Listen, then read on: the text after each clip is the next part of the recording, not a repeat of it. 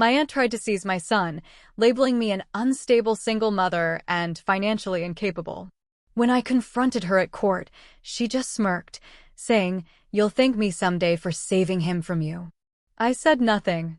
That was a year and a half ago. This morning, she was jailed, screaming my name. Can you imagine having a relative who not only tried to steal your child, but then weaponized lies, the court system, and even social media to systematically destroy your entire life? Because that's exactly what my aunt did to me, and the fight that followed, well, it changed everything. I always knew my aunt, Karen, she's 52, was controlling. She was that relative, you know? The one who thinks she's the CEO of everyone else's business. When I was a kid, she'd rummage through my school bag during family visits, pretending to help me organize. But then she'd read my private notes out loud, laughing at my silly crushes. If I gained an ounce, she'd pinch my stomach and sneer, "Careful, boys don't like girls who let themselves go." Every single kindness from her felt like a power play. She'd buy me a sweater, then remind me for years, "I clothed you when your mom couldn't." My mom absolutely could, by the way, but Karen loved playing the savior. Then I had my son, Liam, who's 4. And Karen doubled down. At first, I actually thought, oh, maybe she's just being a doting aunt. She babysat a couple of times, showered him with toys, even knitted him a blanket. But her comments, they started to make my skin crawl. "He feels more like my son than yours," she'd say. "I think he loves me more. I give him what he really needs. One day, he'll thank me for stepping up." I laughed them off, thinking she was just overattached. But then, she started actively undermining me. If I told Liam no candy before dinner, she'd sneak him chocolate behind my back, whispering, "Don't tell mommy. She's just in a bad mood." If I told him to clean up, she'd jump in, "Auntie will do it. Mommy's so bossy, isn't she?" It wasn't just parenting decisions. She started attacking me personally. When I started dating my now boyfriend, Alex, she flat out told me, "He's going to leave you. Men with their own kids never stay. You're stupid for thinking otherwise." At family dinners, she'd joke about me being an overwhelmed single mom. Once, in front of Liam, she even said, "If you ever want a stable home, you can come live with me." That was my breaking point. I started limiting contact, pulling back. And that's when Karen got truly mean. She called me selfish for ripping Liam away from the only stable figure in his life. She gossiped to other relatives that I was neglecting him because I sometimes left him with Alex while I worked. She even hinted to my own mother that maybe I wasn't cut out for motherhood. Then came the day that changed everything. I was at work, probably in the middle of some spreadsheet, when my phone rang. Unfamiliar number. My heart leaped. Was Liam okay? I thought, immediately picturing the worst. But the woman on the other end, a social worker, calmly said, "Your aunt has filed for temporary guardianship of your son." I nearly dropped the phone. Karen had claimed I was unstable, financially incapable, emotionally unfit. She alleged she'd been Liam's primary caregiver for years, which was a complete fabrication. And that Liam, a 4-year-old, had expressed a desire to live with her. He still says yesterday morning instead of yesterday. The worst part? She had manufactured evidence. She printed photos of Liam at her house, captioning them his real home. She screenshotted old texts where I'd vented about being tired, you know, just normal mom stuff, and twisted them into proof I couldn't cope. She even got one of her friends to write a statement claiming they'd witnessed me leaving Liam with strangers, literally Alex, my boyfriend. My head was spinning. I didn't waste a second. I called my lawyer, Rachel, immediately. I gathered Liam's school and medical records, pulled every single piece of proof that I am, and always have been, his sole caregiver. But I wasn't just going to defend myself. Oh no. I wanted this woman out of our lives for good. We filed a restraining order against her for harassment and attempted custodial interference. I attached texts where she'd actually written, "I'll do whatever it takes to give Liam the life he deserves, and one day you'll thank me for saving him from you." The temporary restraining order was granted within 48 hours. When Karen was served, she absolutely lost it. My phone blew up. 16 missed calls, voicemails filled with crying, screaming, calling me a cruel, brainwashed little girl who doesn't know what's best for her own son. It was chilling. The court hearing was brutal, for her. My lawyer demolished her claims. We had Liam's pediatrician testify that he was healthy, well cared for, and that I attended every single appointment. His preschool teacher wrote a statement about how involved I was. I had photos, receipts, witnesses, everything. Karen tried to play the concerned aunt, but the judge, a sharp woman, saw right through her. At one point, Karen claimed, "He calls me mommy sometimes." The judge cut her off with a steely voice. "That is irrelevant and inappropriate." The ruling, petition dismissed. Full 1-year restraining order granted. Karen was banned from contacting me or Liam in any way. She couldn't come within 100 yards of us. Any violation meant jail time. The fallout was messy. My mom, Karen's sister, was heartbroken, but she told me Karen had crossed a line that just couldn't be uncrossed. Most of the family backed me once they heard the full, ugly truth. A few neutral types muttered about family unity, but I shut that down cold. "She tried to take my child," I said. There is no unity with someone like that. Karen, of course, continued to paint herself as the victim. On Facebook, she posted vague nonsense like, "Sometimes the truth hurts, but I'll always fight for what's right." And family isn't blood, it's who shows up. A handful of her friends commented, "Stay strong," but most people knew she was full of it. I ignored it. I tried to move on. Until last week. Liam's daycare called. My heart actually stopped. A woman had tried to pick him up, claiming she was his real mother. I grabbed my keys, heart hammering, driving to the daycare in 12 minutes flat when it usually takes 20. The director met me at the door, laptop open, pulling up security footage from yesterday at 2:47 p.m. My hands shook so bad I could barely sign the visitor log. And there she was on the screen. Karen. In a ridiculous blonde wig and huge sunglasses, leaning over the reception desk, telling the new receptionist she was Mrs. Johnson, Liam's real mother, who'd been kept away by a court error. The receptionist looked confused, asked for ID. Karen insisted she didn't need it because everyone knew who she was. Then she actually tried to walk past the desk, towards the classrooms. Security blocked her immediately, but she tried 2 more doors, yanking on handles, peering through the little windows before the guard physically stood between her and the hallway. The timestamp showed 2:52 p.m.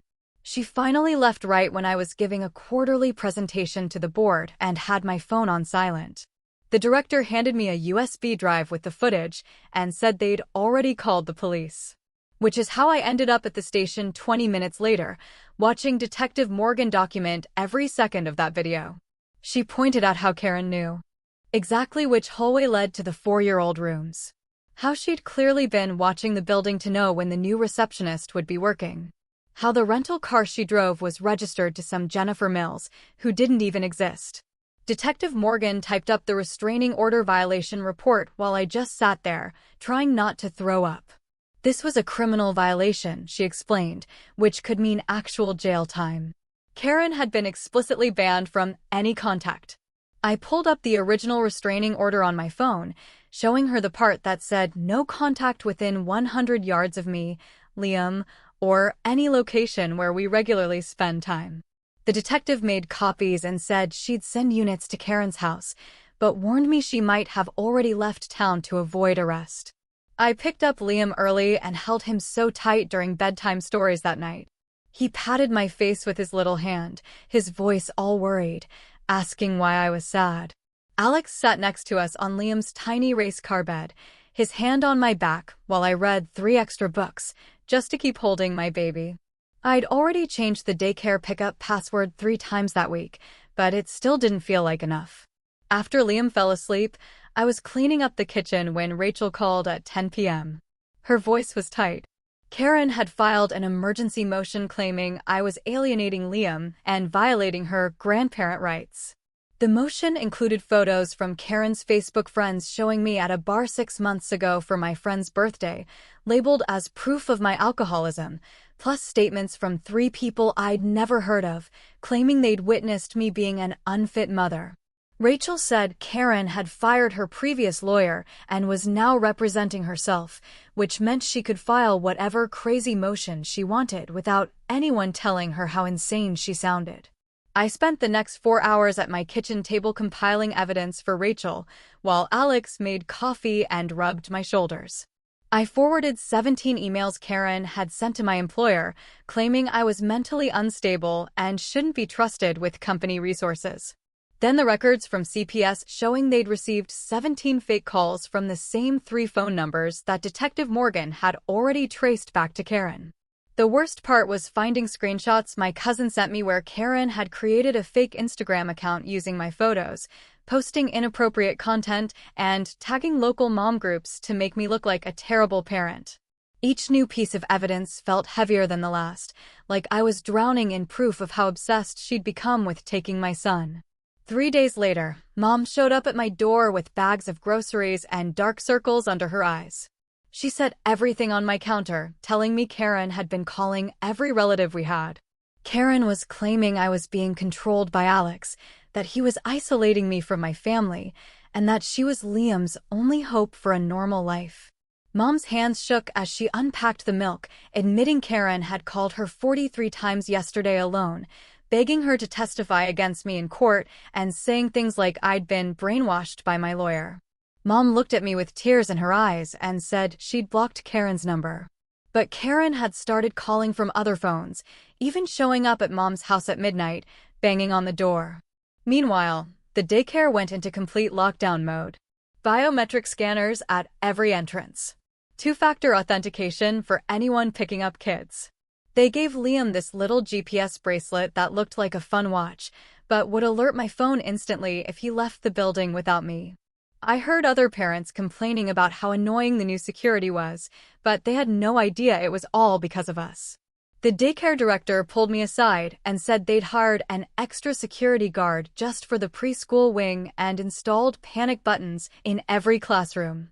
It made me feel safer, yes, but also sick that it had come to this. A week later, I was in the pediatrician's waiting room for Liam's regular checkup when I heard shouting from the reception area. Karen was there in different clothes, but I recognized her voice immediately. She was telling the receptionist she was there for her grandson's appointment and needed to be let back right away. The receptionist calmly said she wasn't on the approved list, and Karen started screaming that I was medically neglecting Liam, that she had proof I'd missed appointments, completely made up, and that she'd call every news station in the city if they didn't let her see him. 2 security guards appeared within seconds. Karen fought them as they guided her toward the door, yelling that the whole medical system was corrupt and that she had rights as a grandmother. She screamed she'd sue everyone in the building for keeping her from her baby. I held Liam close in the corner of the waiting room while he asked why that lady was so loud. The emergency hearing for Karen's motion came 2 weeks later. At the courthouse, I watched her walk in wearing this conservative navy dress I'd never seen before, clutching a photo album to her chest like it was evidence of something. She'd styled her hair differently and wore these fake glasses, clearly trying to look like a sweet grandmother instead of the unhinged person who'd been stalking us for months. The judge, a woman in her 60s with silver hair, reviewed the restraining order violations first. Karen kept interrupting, claiming they were all misunderstandings and she was being persecuted for loving her family too much. When the judge asked her about the daycare incident, Karen declared the restraining order was illegally obtained and therefore invalid, then started rambling about corruption in the family court system. She pulled out a stack of papers claiming she had proof the entire legal system was biased against grandparents and demanded a different judge, saying this one was clearly already prejudiced against her. The judge's jaw tightened as Karen accused her of taking bribes from fathers' rights groups and being part of a conspiracy to destroy traditional families. Then Karen truly lost it. She stood up, waving printed pages she claimed were Reddit posts I'd written about being overwhelmed as a mother. Except I'd never written anything like that, and the usernames weren't even close to anything I'd ever use. She declared Alex was running a cult that targeted single mothers, that he'd brainwashed me into cutting off my family, and that she had evidence from a private investigator that he was dangerous. The judge told her to sit down 3 times before threatening contempt. Karen just kept going, saying the judge would be responsible when something terrible happened to Liam because nobody would listen to the truth. The bailiff grabbed Karen's arm while she kept shouting about conspiracy theories and corrupt judges until they dragged her out the door. During the 15-minute recess, I headed to the bathroom, but stopped when I heard Karen's voice in the hallway. She was telling anyone who would listen that I was always troubled as a teenager, and she basically raised Liam his first 2 years. 3 court employees stood there looking so uncomfortable while she went on about how I used to skip school and she had to step in. My phone buzzed. A text from my cousin. Karen just offered her $5,000 to write a statement saying I was a bad mom. The judge came back. She looked tired. She denied all of Karen's motions and added a criminal contempt charge for the daycare incident. Karen jumped up and screamed that he was a puppet of the corrupt family court system. 2 bailiffs moved toward her, but she kept yelling about how they were all in on it together. They grabbed her arms and started pulling her toward the door while she screamed my name over and over. She promised this wasn't over as they dragged her out and the courtroom went quiet. For a week after that, our house felt different. Every car that slowed down made me check the windows. Every unknown number on my phone made my heart race, and I stopped answering calls I didn't recognize. Liam asked me why we didn't visit Aunt Karen anymore during breakfast. I told him sometimes grown-ups need space from each other, and he seemed to accept that. Alex spent the weekend installing more security cameras while I pretended everything was normal for Liam's sake. Rachel called. She forwarded me screenshots from a Facebook group called Grandparents' Rights Warriors. Karen was posting there every day, calling me a parental alienator and sharing old photos of her with Liam. The photos had captions like, "My real son," and "Before his mother stole him from me." 63 members had shared her posts, and some were even offering to come protest at my workplace. One woman said she'd lost her grandkids the same way and would stand with Karen. My boss called me into his office the next morning, looking uncomfortable. Someone had sent emails to our entire company board with links to a fake Instagram account. The account had my name and photos stolen from my social media, mixed with escort ads. HR knew it was fake, but needed me to document everything for legal reasons. I spent 3 hours going through the fake posts, proving I never created any of that content. Detective Morgan called that afternoon. Karen was making reports to multiple agencies. She'd called Adult Protective Services claiming I was abusing my mother, who didn't even live with me. She'd reported me to the IRS for supposed tax fraud with made-up evidence. She'd even called the DEA, claiming Alex was dealing drugs out of our house. Each agency had to investigate, even when the claims were obviously fake, and the paperwork just kept piling up. Mom came over that night and broke down crying at my kitchen table. Karen had been threatening to contest their father's will if Mom didn't tell people I was a bad parent. She showed me texts where Karen claimed to have proof that Mom helped cover up my supposed drug addiction. Mom hadn't been sleeping for weeks. Her hands shook as she showed me the messages. 2 weeks later, I pulled into the daycare parking lot and saw Karen's car. She was sitting inside, just beyond the 100-yard limit required by the restraining order. She smiled and waved at me, holding up her phone like she was recording everything. The daycare director said Karen had been there for an hour, but wasn't technically breaking any laws. I walked Liam inside, trying not to let him see how my hands were shaking. The contempt hearing happened 3 days later. Karen was representing herself again. The judge gave her 30 days in jail, suspended, if she followed the restraining order. She filed 17 different motions that the judge called legally nonsensical and completely without merit. She stood up and announced she was gathering evidence for a federal lawsuit against the entire Ohio family court system. The bailiff had to tell her to sit down 4 times before she finally stopped talking. That afternoon, I got a call from Liam's future kindergarten. They were asking about custody paperwork. Karen had contacted them, claiming she was Liam's legal guardian and I had kidnapped him from her. She'd sent them fake custody papers she created on her computer with an official-looking seal. The school needed real court documentation to clarify who could pick up Liam when he started there. I spent another 2 hours at the courthouse getting certified copies of everything to prove I was his only legal parent. That night, after Liam went to bed, I started cleaning up his backpack from daycare and found a stack of drawings his teacher, Grace, had sent home with a note. The first drawing showed two stick figures, one labeled Mommy with a smiley face, and another labeled Mean Lady with angry red scribbles all around her head. Grace's note said Liam had been having nightmares about someone taking him away and waking up crying at nap time. My hands shook as I went through more drawings, each one showing the mean lady trying to grab the little boy figure while the mommy figure stood between them. The next morning, Alex's phone rang during breakfast. I could tell something was wrong by how his face went white. His ex-wife was screaming so loud I could hear her from across the kitchen, saying Karen had called her, claiming Alex was dangerous and shouldn't be around any children, not even his own kids.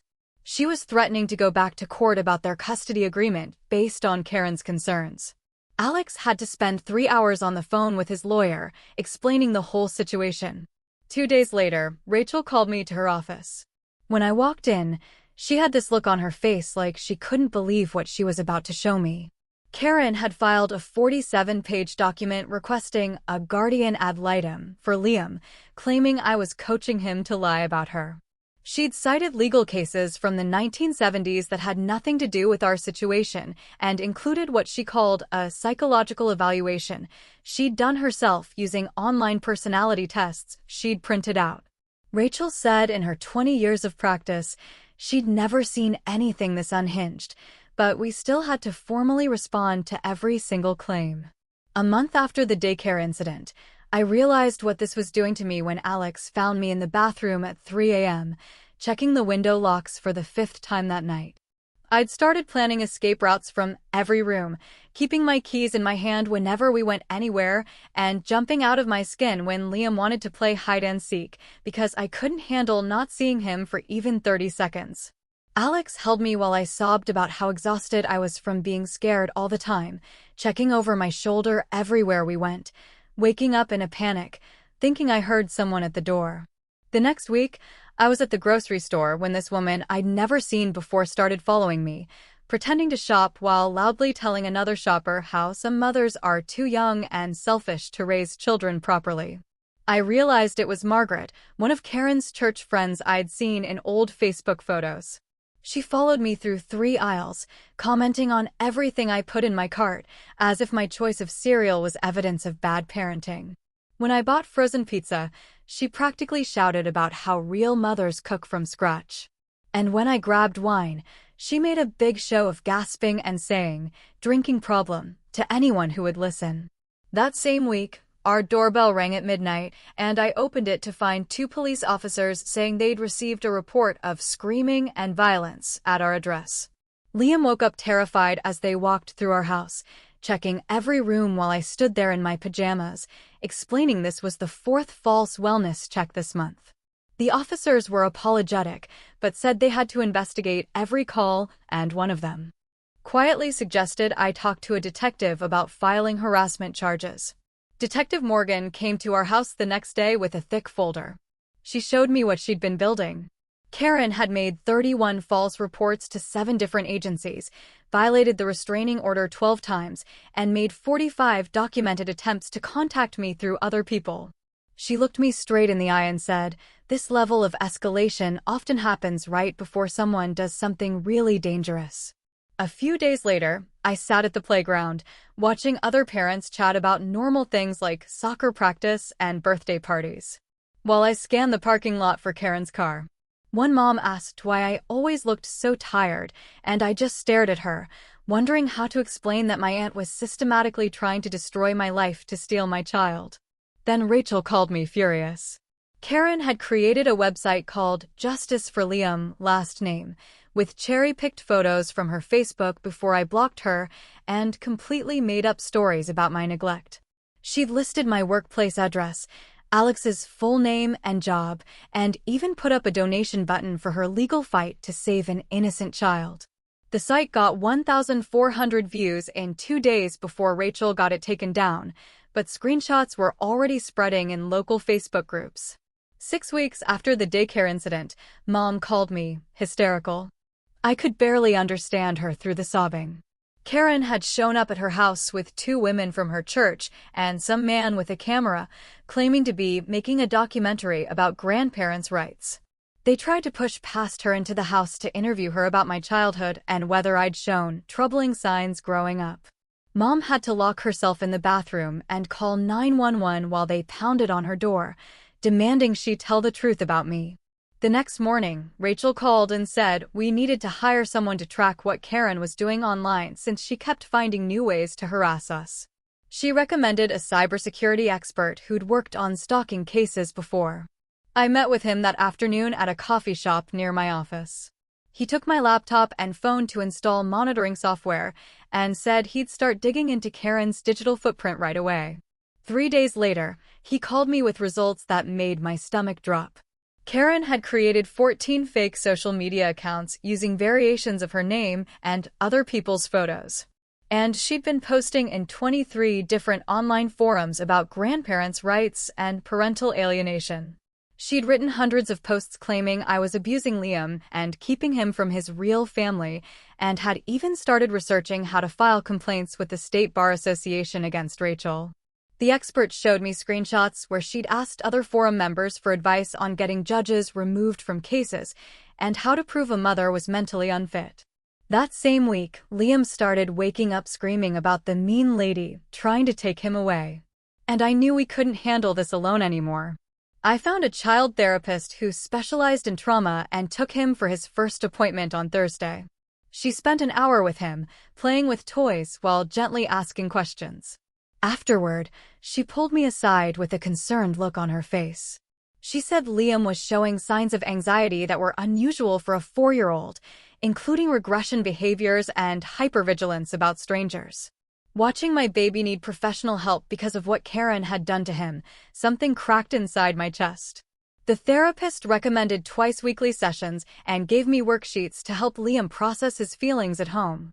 2 weeks later, I had a meeting with Rachel at her office downtown to go over our options for getting a permanent restraining order. After the meeting, around 4 o'clock in the afternoon, I walked to the parking garage where I'd left my car on the 3rd level.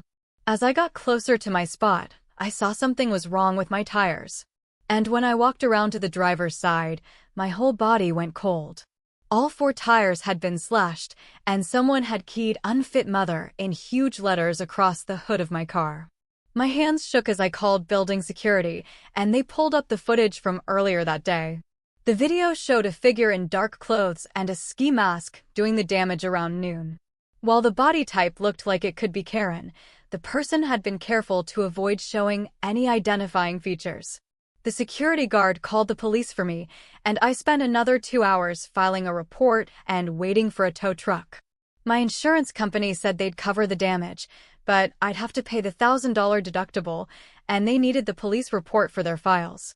Meanwhile, Karen's contempt of court hearing finally happened.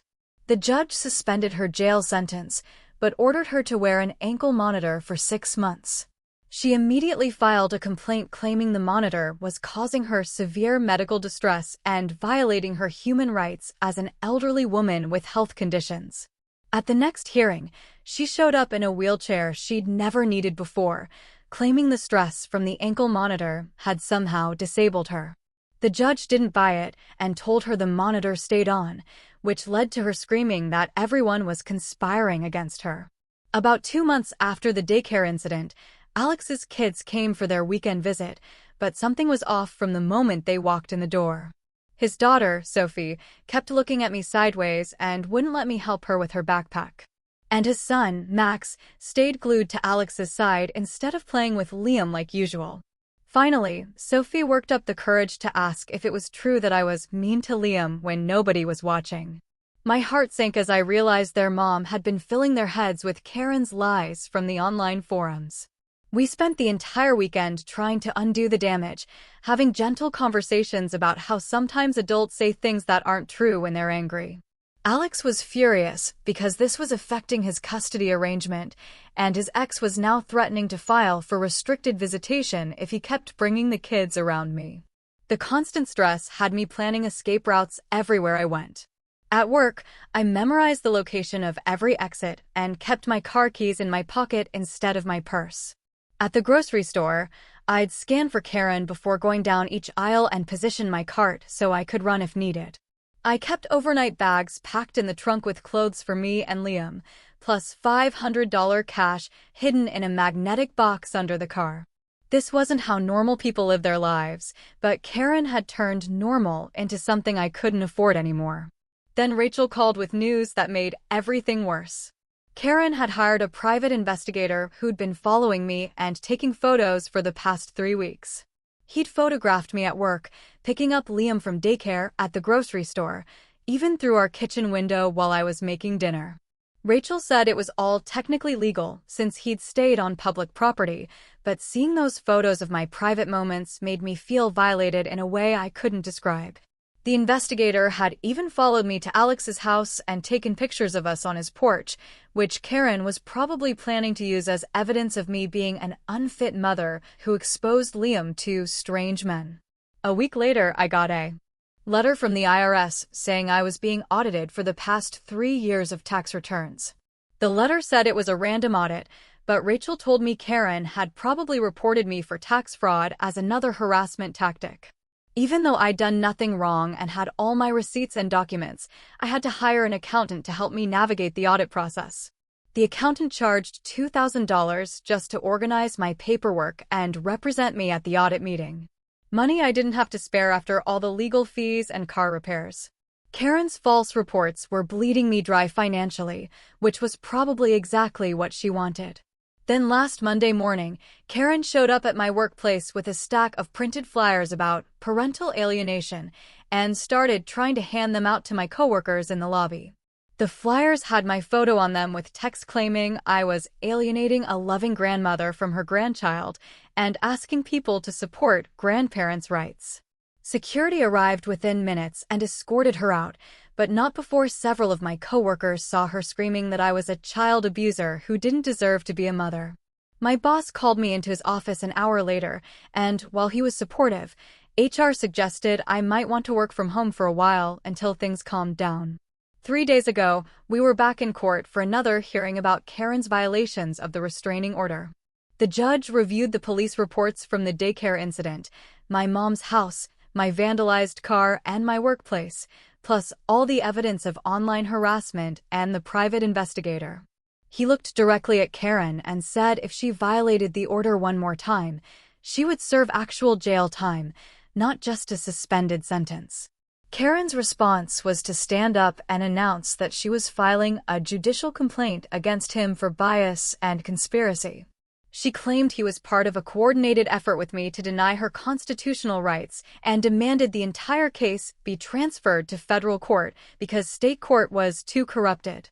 The judge just shook his head and told her lawyer to control his client. But Karen kept going, saying she had evidence that I'd bribed court officials and that the whole system was rigged against grandparents. 3 months passed after that courtroom disaster before I got the call that changed everything. I was making Liam's lunch when my phone rang with a number I didn't recognize. The woman on the other end sounded nervous and asked if I was sitting down. It was Margaret, one of Karen's friends from her grocery store job, and she had something important to tell me. She said Karen had approached her 2 weeks ago with a crazy request to plant drugs in my car. Margaret had been so shocked that she secretly recorded the whole conversation on her phone. Karen had offered her $500 to put a bag of pills under my driver's seat during a family gathering. Margaret said she'd been losing sleep over it and couldn't stay quiet anymore. She emailed me the recording right there on the phone, and I heard Karen's voice, clear as day, planning to frame me. I immediately forwarded everything to Rachel and Detective Morgan, who said this was exactly what they needed. The next day, Mom called me, crying. She said she couldn't take Karen's behavior anymore. She'd sent Karen a formal cease and desist letter through a lawyer and blocked her on everything. Mom's voice shook as she admitted Karen had been manipulating her for years, too. She told me about times Karen had stolen money from her purse and blamed it on me when we were younger. Mom said she felt free for the first time in decades. 2 days later, Grace called from the daycare in a panic. Security had caught a man with a camera trying to photograph Liam through the playground fence. The police arrested him and found a notebook full of surveillance notes about our daily routine. At the station, the private investigator admitted Karen had paid him $5,000 in cash. He said she'd promised another $5,000 for any photos that showed me being a bad mom. His signed statement became our strongest evidence yet. Rachel brought in a computer expert to testify about Karen's fake Instagram account at our next hearing. The expert showed how Karen had stolen photos from adult websites and edited them to look like me. She'd used special software to make the account look real with years of fake posts and hundreds of bot followers. Even Rachel, who'd seen terrible things in family court, looked shocked at the level of planning involved. That night, Alex and I sat at the kitchen table after Liam went to bed. His ex-wife had started using Karen's accusations to threaten his custody of his own kids. He'd already spent $3,000 on legal fees just to fight her new claims. We held hands across the table, both understanding that Karen had poisoned every part of our lives. Alex said he wasn't going anywhere, but we both knew this nightmare was far from over. The arrest finally happened on a Tuesday morning. Detective Morgan had been building the case for months, collecting all 47 false reports Karen had filed. Combined with the restraining order violations and the PI's testimony, they finally had enough for felony charges. I watched from my window as 2 police cars pulled up to Karen's house. She came out screaming about corruption and government conspiracies as they put her in handcuffs. Her bail hearing turned into a complete circus. She fired her court-appointed lawyer right in the middle of the hearing, yelling that he was working with me.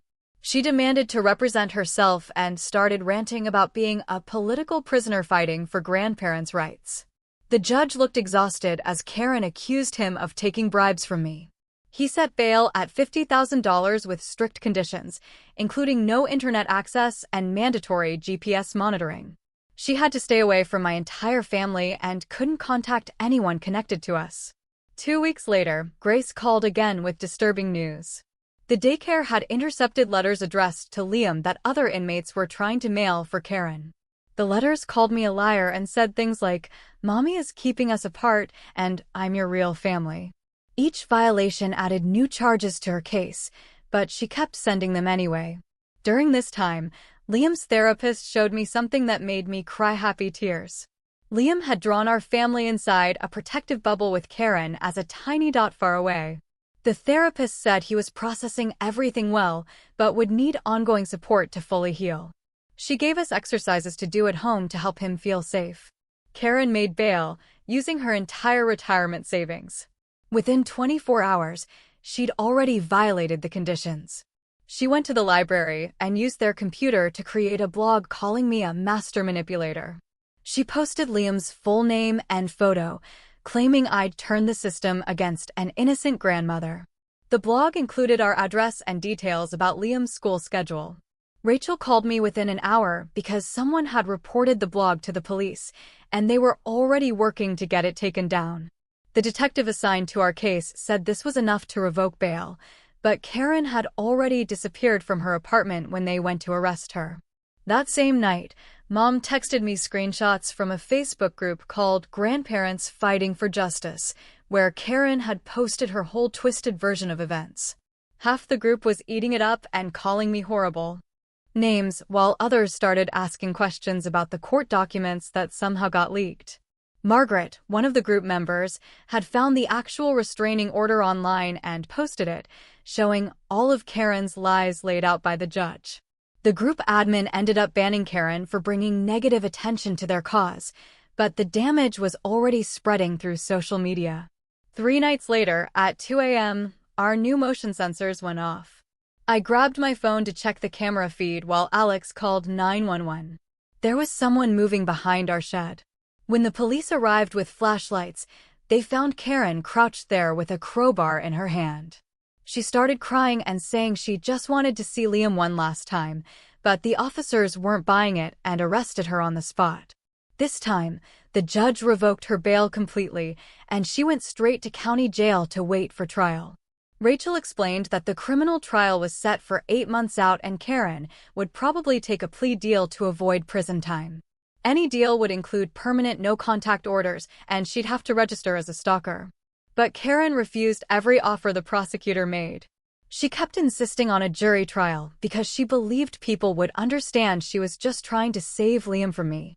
For months after everything started, I finally went back to work in person instead of remote, and everyone treated me like I might break at any moment.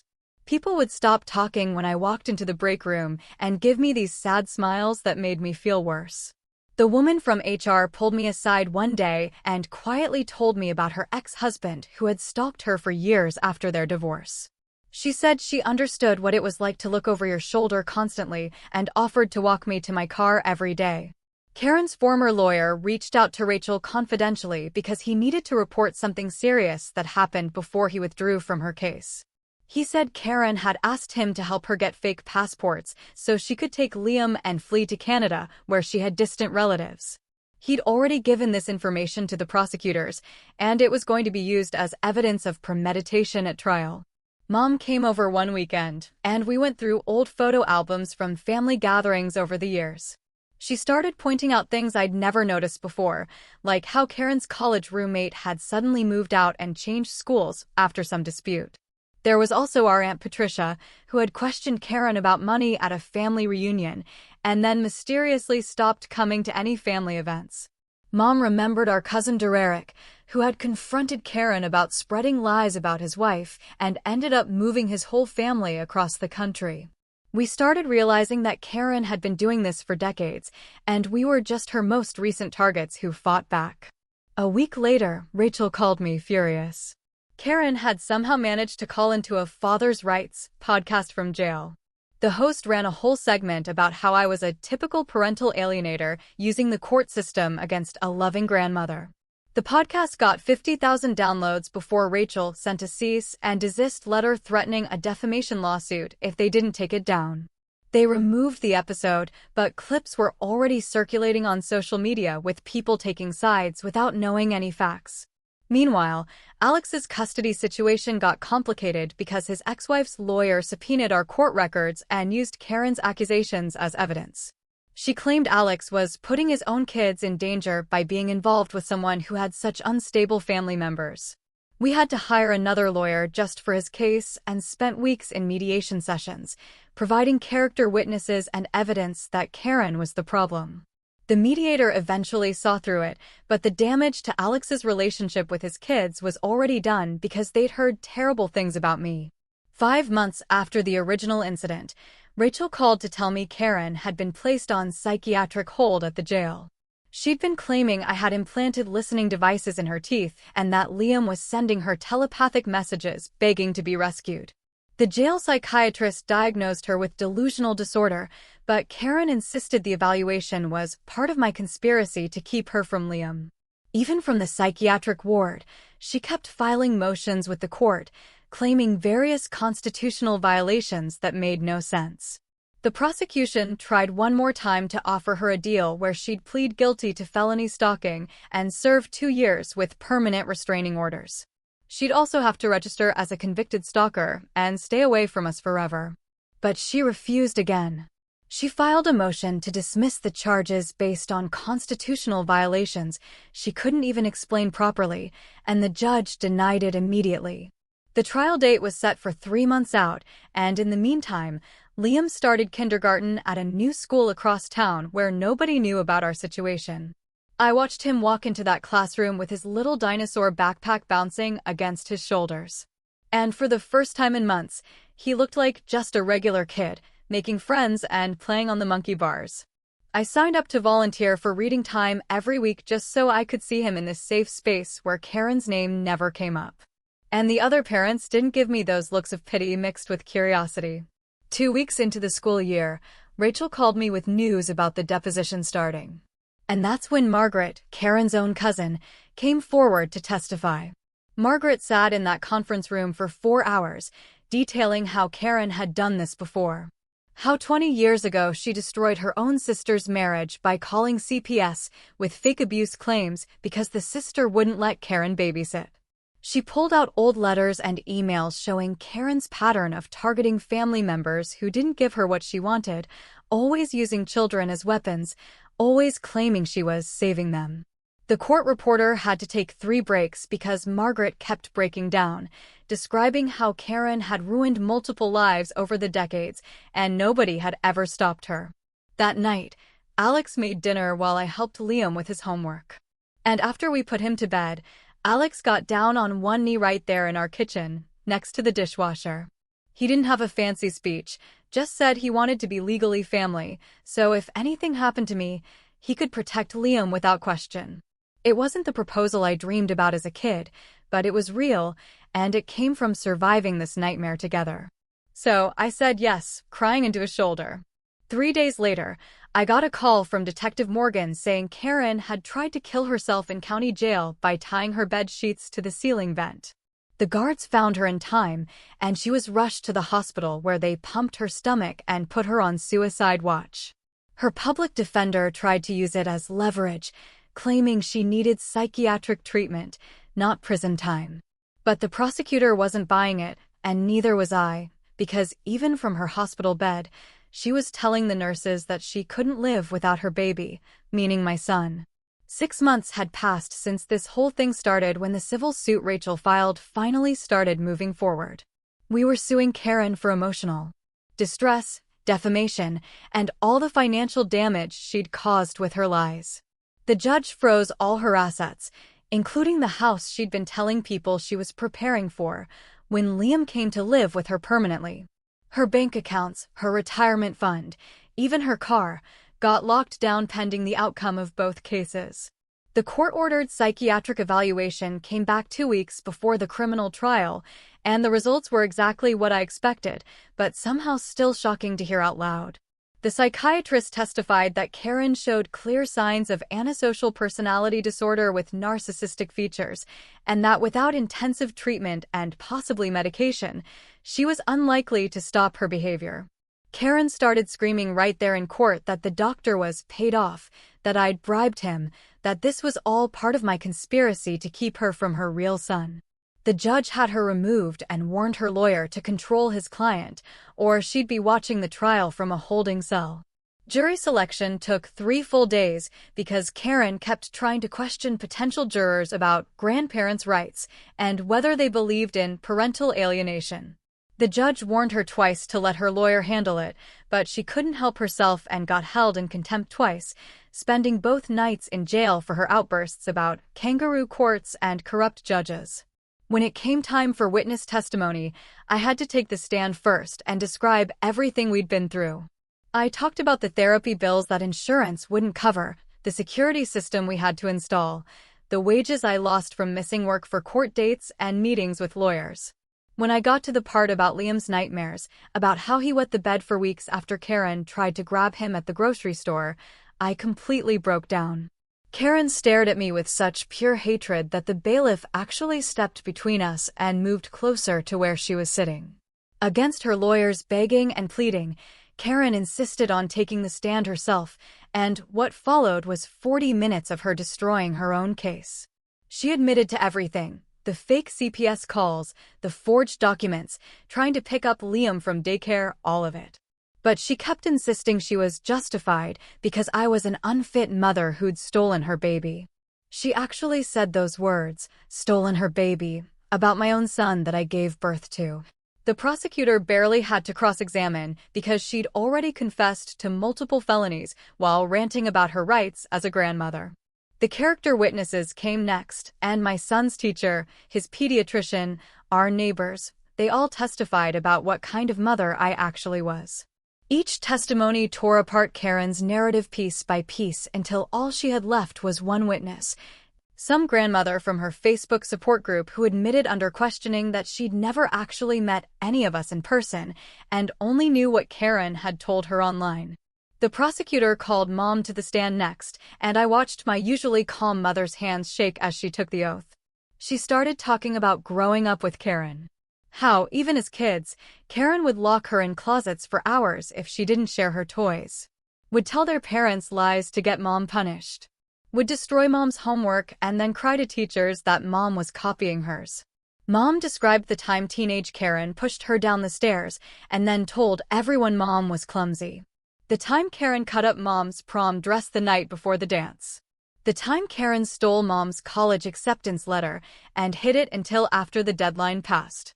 Her voice broke when she talked about how Karen threatened to hurt me when I was a baby if Mom didn't let her babysit whenever she wanted.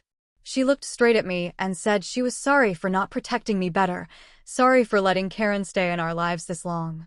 Karen jumped up, screaming that Mom was a traitor to blood, a liar, a jealous sister who always resented her success, and the judge ordered the bailiffs to remove her from the courtroom again. The jury watched everything, taking notes, some shaking their heads at Karen's outburst. 3 hours later, they came back with their verdict, and I held Alex's hands so tight I left nail marks. Guilty on all counts: felony stalking, criminal harassment, false reporting to authorities, witness intimidation, attempted custodial interference, and 6 other charges I couldn't even process.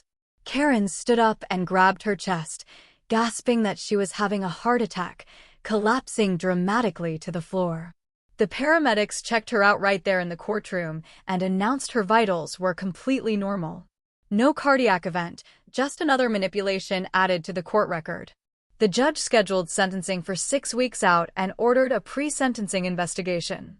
The report came back recommending 3 to 5 years in state prison, a lifetime restraining order, mandatory psychiatric treatment, and full restitution for all our legal costs.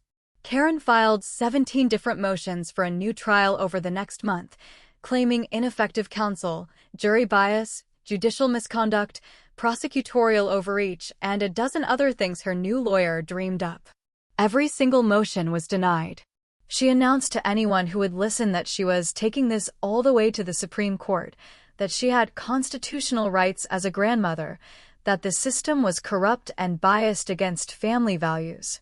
Meanwhile, Alex's custody battle finally wrapped up, and the judge saw right through his ex-wife's attempts to use Karen's lies against him. He kept his regular custody schedule, but the legal bills from fighting both cases came to $30,000 that will be paying off for the next 5 years. 2 weeks before Karen's sentencing, I got a call from someone I didn't know, some woman from Karen's online grandmother support group. She warned me that Karen had written a 20-page manifesto about grandparents' rights and was planning to read it at sentencing and distribute copies that included Liam's full name and photo. Rachel got us an emergency injunction within 4 hours, blocking Karen from mentioning Liam by name or using his image in any public forum. Liam's 6th birthday came around, and he asked me if the mean lady would come to his party. When I told him no, never again, he just smiled and went back to drawing his dinosaur cake design. But I saw him checking the door every time someone arrived. The therapist said kids process trauma in waves, that his resilience was good, but the effects would show up in different ways over the years. Karen's house went up for sale to pay the civil judgment against her. And watching the for sale sign go up felt like some kind of justice. The proceeds would cover our legal fees, Liam's therapy, the security system we had to install, the private investigator costs, and the time I missed from work. She'd leave prison with nothing, no house, no savings, no family, all because she couldn't accept that Liam was my son, not hers. I started going to a support group for stalking victims, and hearing other people's stories helped me understand the pattern. The group leader explained that people like Karen pick their targets early, test boundaries, escalate slowly, and by the time you realize how dangerous they are, you're already trapped in their web. One woman there had been stalked by her former mentor for 8 years. Another man's ex-business partner had tried to destroy his entire life over a disagreement about company direction. They all said the same thing, that fighting back was the only way to stop it, that people like Karen see kindness as weakness and compromise as victory. The day of sentencing arrived. Karen stood up to give her statement, talking for 2 solid hours about how she was the real victim, how I had manipulated the system, poisoned her family against her, stolen her grandchild, destroyed her life out of petty jealousy. She called me a master manipulator, the judge corrupt and biased, the jury idiots who fell for my act, the prosecutor a man who hated strong women, the system broken beyond repair. She looked straight at me and said this wasn't over, that she would never stop fighting for what was hers, that I could lock her up, but I couldn't lock up the truth. The judge noted the threat for the record and added it to her file. When it was finally time for the sentence, the judge spoke for 20 minutes about the severity of Karen's crimes, the pattern of escalation, the complete lack of remorse, the danger she posed to a minor child, and the need to protect society from people who refuse to respect boundaries or court orders. For years in state prison. Lifetime restraining order that explicitly extended to any future grandchildren. Mandatory psychiatric evaluation and treatment. No contact with any minor children without court supervision. And registry as a child endangerment risk. Karen screamed that she would never stop fighting for Liam, that prison walls couldn't keep a grandmother's love away, that I would pay for destroying her life, as the bailiffs dragged her out of the courtroom. That was the last time I saw her, and I felt nothing but relief. The next week, Alex and I had a security company come to the house, and they installed cameras on every door, motion sensors in the yard, and panic buttons in 3 rooms. The installer, a guy named Mike, told us while drilling holes that his schedule was packed because more people were dealing with stalkers than ever before. 2 weeks after Karen got sentenced, I stopped checking my rearview mirror every 5 seconds during morning drop-offs and didn't scan every aisle at the grocery store anymore. My shoulders still tensed when unfamiliar cars drove past our house, but I was learning to breathe again without feeling like my chest was being crushed. Mom came over for Sunday dinner, and she looked 10 years younger without Karen's shadow hanging over her.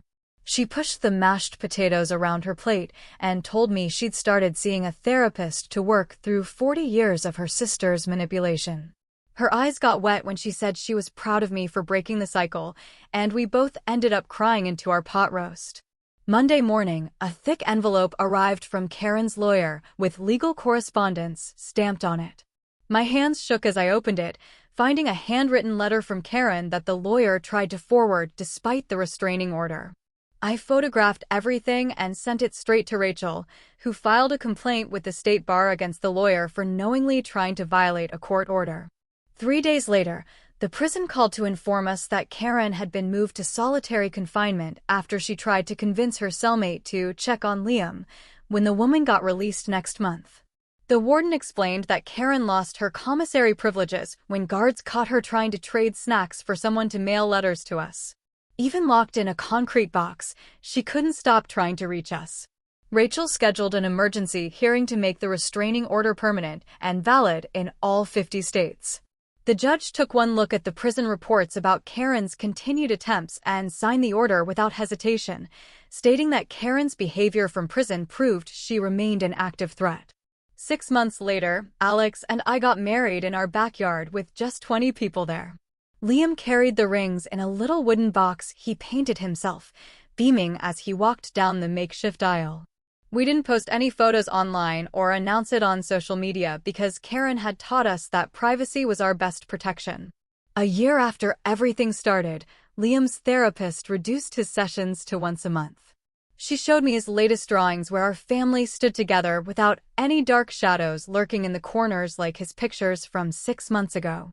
Progress came in crayon stick figures holding hands under a yellow sun. I went back to work full-time and even got promoted to senior analyst. My boss pulled me aside and said my ability to handle the crisis while maintaining my performance showed incredible strength. I didn't feel strong, just tired, but determined to rebuild what Karen tried to destroy. The civil case finally wrapped up with the judge awarding us $200,000 in damages for emotional distress, lost wages, and legal fees. Rachel warned us we'd probably never see most of that money since Karen had no assets. But having the court officially recognize the harm she caused felt like validation. The judgment became part of the permanent legal record, proof that everything we went through was real and wrong. 3 weeks after the judgment, I found the perfect house just 8 blocks from our old place, still in Liam's school district, but far enough that we wouldn't run into bad memories at every corner. The realtor showed us 6 houses that day. But when we walked into the 3rd one, Liam ran straight to a sunny bedroom at the back and announced, "This is my room." I signed the lease that afternoon. Moving day came fast, and Alex brought his truck while Mom packed our kitchen into boxes she'd been saving in her garage. Liam chose green for his room. Not just any green, but the exact shade of his favorite dinosaur toy. And we spent the whole next Saturday painting together. Him doing the bottom half while I handled everything above his reach. Paint got everywhere. On his nose, in my hair, on the dog somehow, even though we didn't have a dog. But watching him carefully fill in every corner made my chest tight with something good for once. By November, we'd settled into new routines. And Mom decided to host Thanksgiving at her place for the first time since Dad died 8 years ago.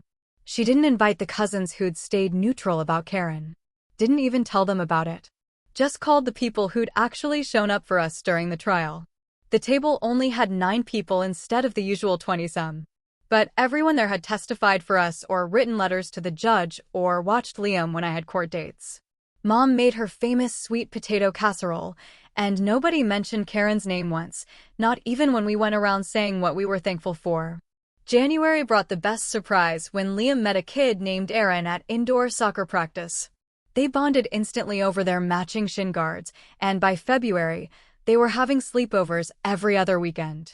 Aaron's mom, Amy, became my friend, too. One of those easy friendships where you can text at midnight about nothing important and she gets it. Watching Liam just be a regular kid. Going to birthday parties without me checking every car in the parking lot. Having playdates where I didn't hover by the window felt like slowly unclenching a fist I'd been holding for 2 years.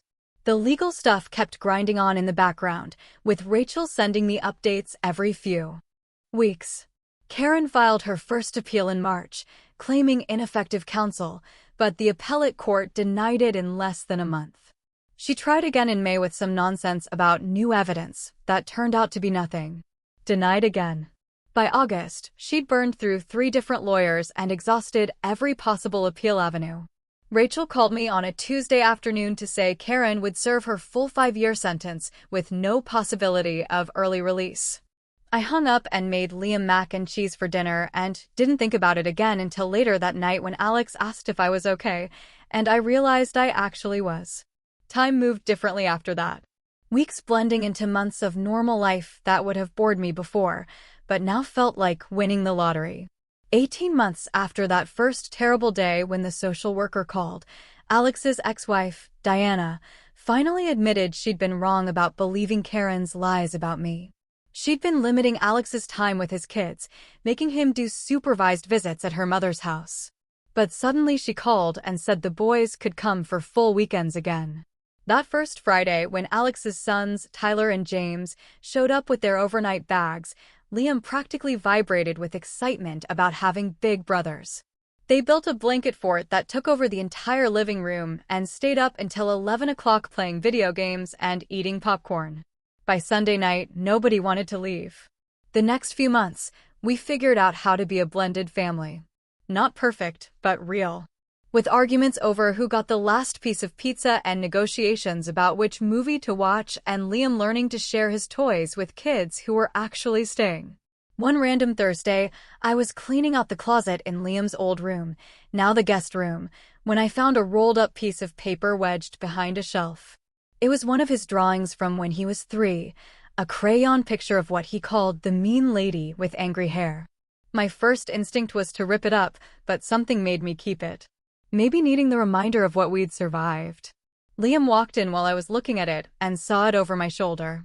"She can't hurt us anymore, right, Mommy?" he asked, so matter-of-fact, like he was confirming the sky was blue.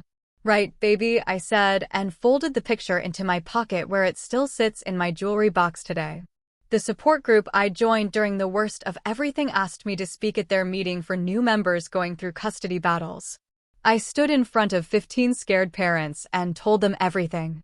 The warning signs I'd missed, how to document everything, which lawyers actually fought and which just took your money, how to navigate CPS investigations when you're the one being investigated.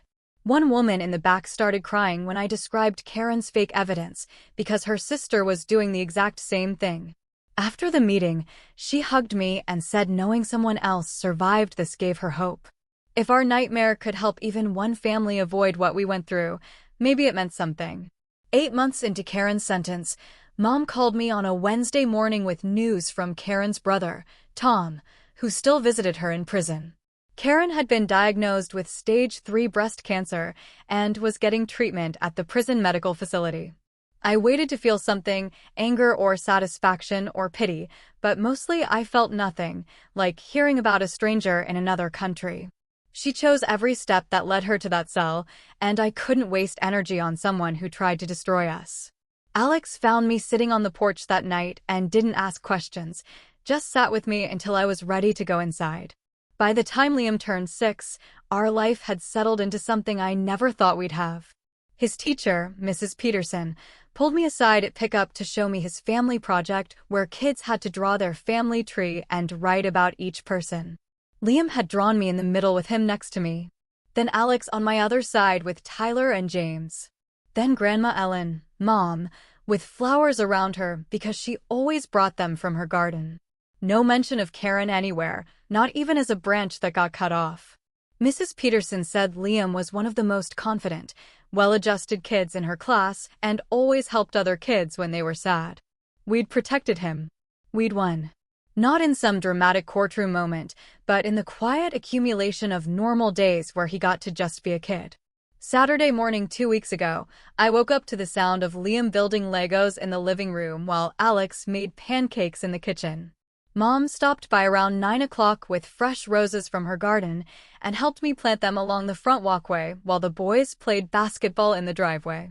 My phone rang while I was washing the dirt off my hands, unknown number, probably spam, or someone selling something. I silenced it without that old spike of panic, without wondering if it was another lawyer or social worker or crisis.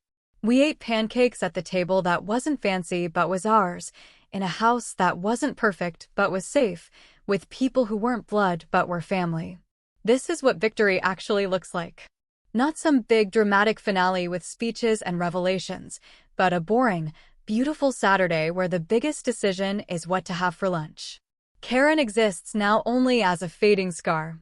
A story I'll tell Liam when he's older if he asks.